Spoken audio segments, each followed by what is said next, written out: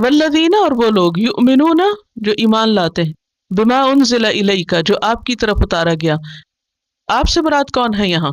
محمد صلی اللہ علیہ وسلم. کیا اتارا گیا؟ قرآن. اور قرآن کے علاوہ کیا کچھ اور بھی اتارا گیا تھا؟ وحی کی دو شکلیں تھیں، ایک تو قرآن کے الفاظ اور دوسرے حدیث رسول صلی اللہ علیہ وسلم کی شکل میں. یعنی بعض اوقات کوئی مسئلہ جب پیش آتا تھا تو قرآن کی آیت نہیں اترتی تھی، بلکہ آپ کے دل میں اس کے بارے میں خیال ڈالا جاتا تھا کہ آپ ایسا کر لیں، تو وہ خواب کی شکل میں یا الہام کی شکل میں آپ کے قلب مبارک پر وہ بات ڈال دی جاتی. مثلا دوسرے پارے میں آپ پڑھیں گے کہ قبلے کا رخ تبدیل کرنے کا حکم دیا گیا.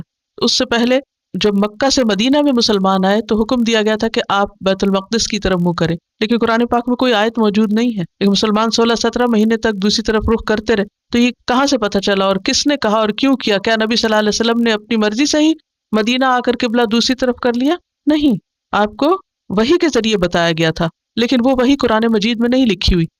اسی طرح کی اور بہت سی مثالیں ہیں کہ جس میں آپ صلی اللہ علیہ وسلم کو خواب کے ذریعے یا الہام کے ذریعے کچھ باتیں بتائی گئیں، لیکن وہ قرآن کی شکل میں نہیں تھی. یا اسی طرح قرآن کی جو وضاحت آپ کرتے تھے عملی شکل، مثلا نماز کا حکم ملتا ہے قرآن مجید میں، لیکن تفصیلات اس طرح نہیں ملتی کہ آپ کھڑے ہو کر کیسے پڑھیں، کیا پڑھیں، اور ہاتھ کتنے اٹھائیں، اور رکوع میں کیا پڑھیں، اور سجدے میں کیا پڑھیں، اور آپ اتحیات پڑھیں. کیا اتحیات قرآن مجید میں کہیں لکھا ہوا؟ نہیں لکھا ہوا. یہ ساری باتیں ہم کو کہاں سے پتہ چلی؟ حدیث سے پتہ چلی.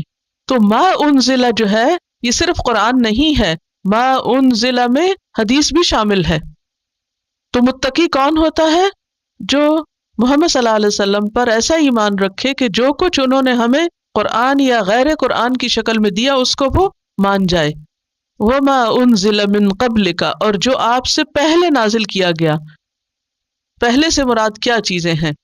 جو پچھلے پیغمبروں پر اترا، جیسے تورات، زبور، انجیل اور صحیفے جو مختلف پیغمبروں پر اترے، جیسے ابراہیم علیہ السلام اور موسیٰ علیہ السلام کے صحیفوں کا ذکر بھی قرآن مجید میں موجود ہے. صحف ابراہیم و موسیٰ.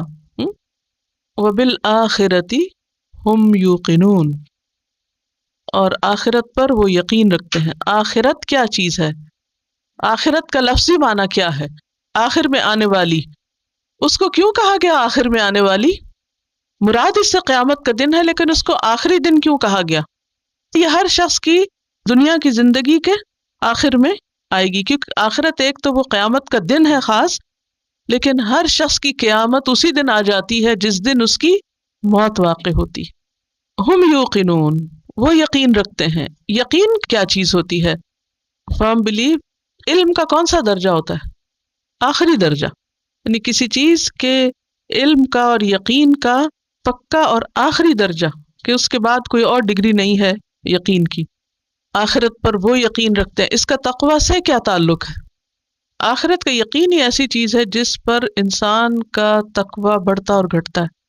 یعنی یہ ساری چیزیں انسان کے تقویٰ میں اضافے کا سبب ہوتی ہیں، لیکن خاص طور پر آخرت پر یقین.